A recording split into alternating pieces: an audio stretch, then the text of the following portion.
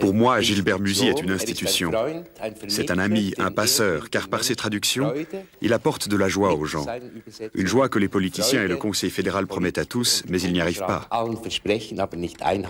Gilbert Musy personnifie le grand traducteur. Quand il empoigne un texte, il le refait, il le recrée entièrement. C'est une merveille pour l'éditeur et aussi pour les écrivains et les lecteurs. Quand on se voit, il me dit « Parle-moi en allemand ». Il sait bien sûr que je parle un peu le français, mais aussi que je ne sais raconter qu'en allemand. Et les récits l'intéressent plus que la parlotte. Musy est un traducteur de l'oralité littéraire. Gilbert Musy, c'est quelqu'un qui m'a toujours donné l'impression de préférer les autres à lui-même. C'est peut-être pour ça qu'il est un si magnifique traducteur, c'est qu'il ne s'interpose pas entre l'autre et ce qu'il a à traduire. Et c'est aussi quelqu'un d'infiniment généreux et qui a un humour extraordinaire. Un saucisson espagnol vendu en Espagne n'a pas la même saveur que le même saucisson à Berlin. Les fabricants de saucissons savent ça. Ils savent que les Berlinois ont un goût différent. Et en somme, un saucisson traduit devrait être ainsi fait que le Berlinois se dise « Tiens, voilà du saucisson espagnol », alors qu'un véritable saucisson espagnol ne lui procurerait pas cette impression que lui donne le faux saucisson espagnol. Quelque chose de cet ordre. Pour nous, les Alémaniques, Gilbert Musy est un pont charmant et souvent rieur vers la Suisse romande, et de ce fait, une ouverture sur le monde. Un joueur de cartes, un écrivain, un traducteur qui cherche l'équilibre entre l'audace et le classique, et qui trouve cet équilibre, sauf parfois aux cartes. Pour moi, Gilbert est un très cher ami.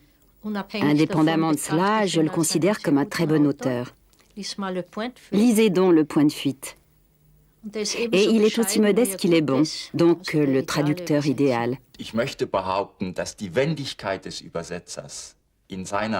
Je prétends que la maîtrise dont un traducteur a besoin dans sa langue, dans la langue où il écrit, doit être bien plus grande que celle de quiconque, y compris des écrivains de cette langue, parce que l'écrivain s'exprime comme il l'entend, avec les mots qui lui viennent. A priori, il n'a pas de question à se poser, alors que le traducteur, comme un funambule, doit toujours veiller sur son compagnon et s'arranger de ce qui est déjà donné.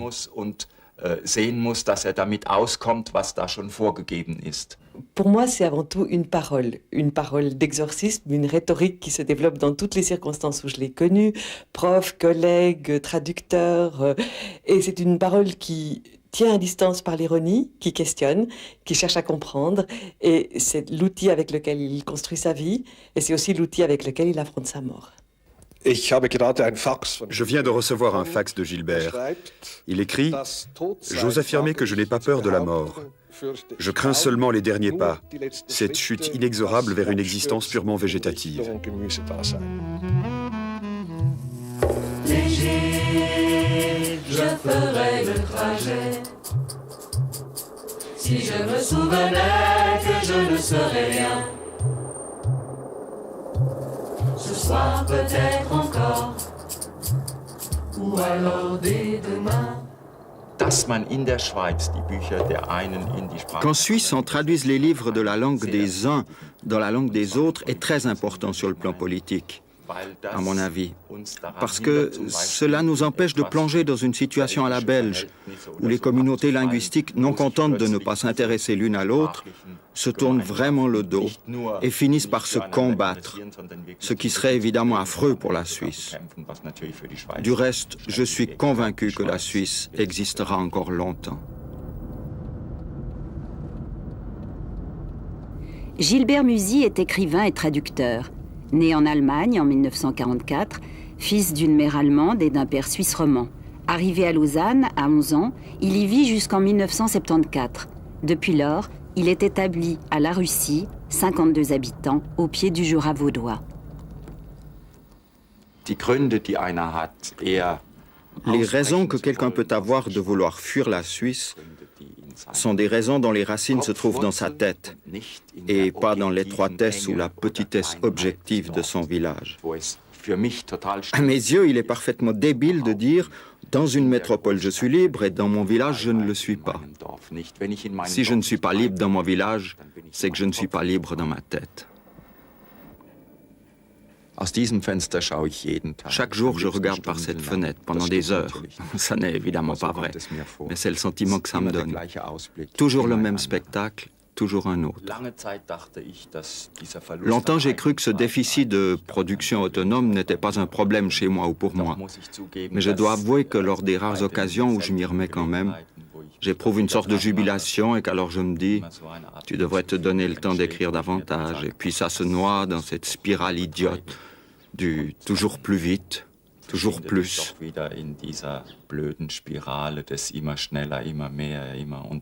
Et c'est refoulé. Je m'occuperai de ça plus tard. Mais j'ai pris la décision de m'y remettre sérieusement ces prochains temps, à l'écriture, si je l'ai le temps.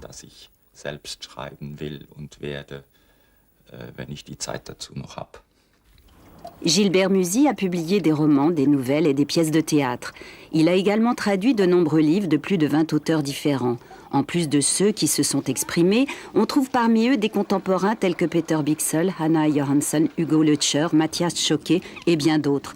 Mais aussi des classiques modernes tels que Hermann Burger, Friedrich Dürrenmatt, Max Frisch et Robert Walser.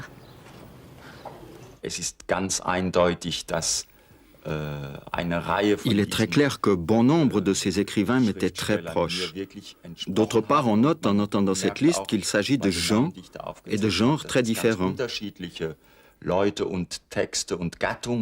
C'est évidemment le privilège du traducteur d'avoir la chance de réécrire des livres qui peuvent être très différents et correspondre à des aspects très variés de sa propre personnalité.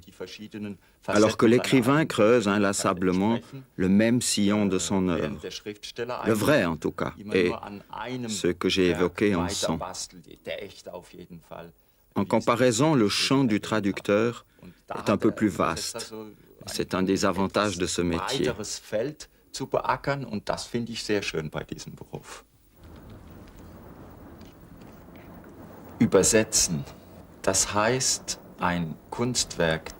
Traduire, c'est rendre accessible une œuvre d'art qui, pour des raisons linguistiques, est accessible à une petite partie de l'humanité, à une autre petite partie de l'humanité.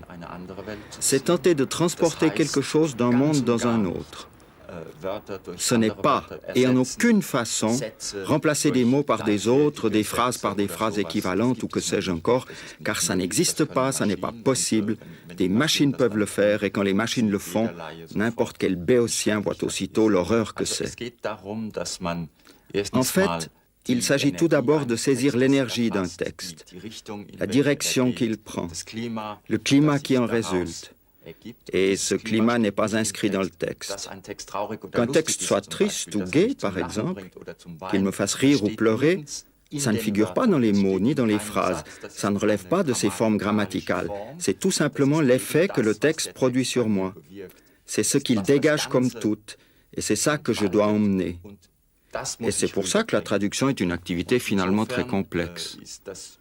Il s'agit essentiellement, dans une sorte d'acte de somnambulisme, de réécrire ce qu'un autre a déjà écrit. Personne ne lit un texte aussi attentivement qu'un traducteur. C'est pour ça qu'il remarque des fautes que personne d'autre ne voit. Mais un traducteur comme Musy, de temps à autre, les corrige directement. J'ai l'habitude de dire que ça n'est pas difficile de manger une bicyclette, pourvu qu'on prenne le temps de la préparer convenablement. Quand on jouait une de mes pièces traduites par Gilbert, cette pièce avait deux pères. L'un c'était Gilbert, l'autre c'était moi.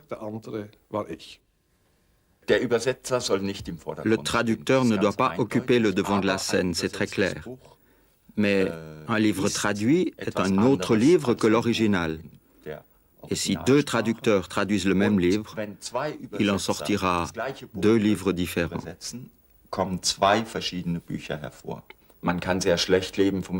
On ne peut pas vivre de la traduction, parce que ça rapporte vraiment trop peu.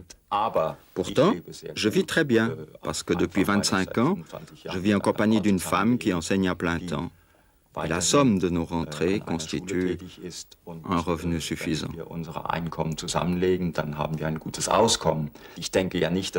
De toute façon, je ne pense pas que la finalité de l'homme soit de gagner de l'argent. Tout ça devrait être géré différemment. Sur le plan politique, par exemple, et puisqu'on en parle, je trouve qu'on devrait sérieusement s'intéresser à des propositions qui existent déjà et qui prévoient qu'un revenu minimum soit garanti à chaque être humain. Ensuite, il lui appartient de faire quelque chose d'intelligent de sa vie. Il s'agirait donc de découpler le travail du revenu. C'est-à-dire qu'on a d'abord droit à l'existence et ensuite, on s'invente une activité valable. Ce serait évidemment très bien. En plus, c'est faisable, même si ça paraît très utopique. Mais cela exigerait une volonté politique qui fait encore défaut pour le moment. Monsieur le député Musy.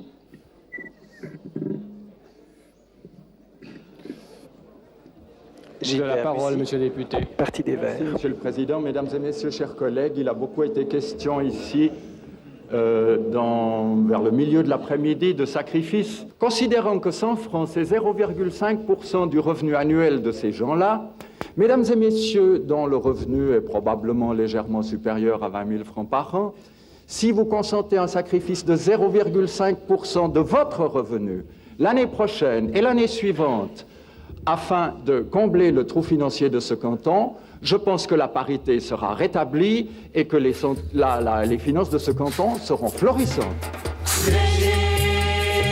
Je ferai le trajet si je me souvenais que toute vie s'achève avant d'être finie. Que toute vie s'achève avant d'être finie.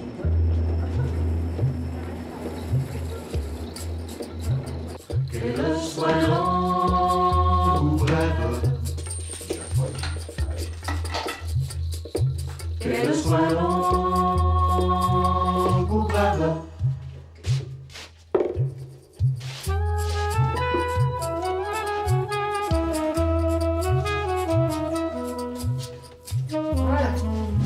Ohne die Gespräche, die ich jetzt seit über 25 Sans les conversations que nous avons presque chaque soir à la cuisine, Françoise et moi, depuis plus de 25 ans, sans ces conversations, je ne serais évidemment pas ce que je suis, et elle sans doute non plus.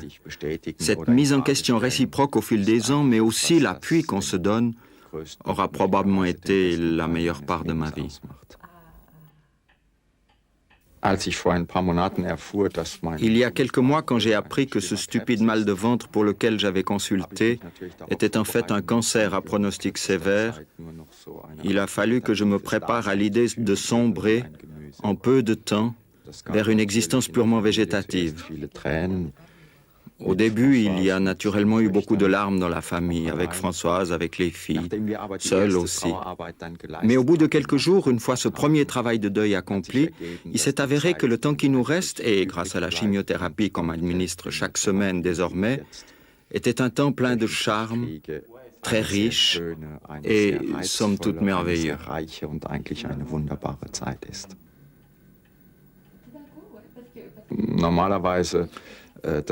Statistiquement, mais c'est une chose qu'on ne dit évidemment pas aux patients, de 6 semaines à 3 mois.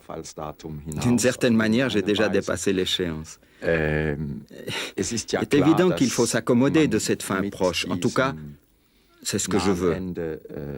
D'autre part, on garde évidemment toujours dans un recoin de sa tête l'indestructible petit espoir qu'on sera l'exception et qu'on survivra quand même un peu plus longtemps.